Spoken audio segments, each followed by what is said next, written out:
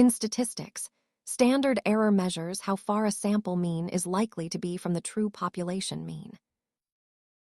It is essentially a tool to gauge the precision of your data estimates. The smaller the error, the more reliable the result. The math is simple. You take the standard deviation and divide it by the square root of your sample size. It helps us move beyond raw averages to understand the reliability of our findings when we cannot survey everyone. Standard deviation tells you how spread out the data points are, while standard error tells you how accurate the average is. Notice that as you increase the size of your sample, your standard error drops significantly, making your estimate much more robust. Always remember that precision is not the same as accuracy. You can be precisely wrong if your data is biased. Understanding these metrics helps you better interpret financial reports.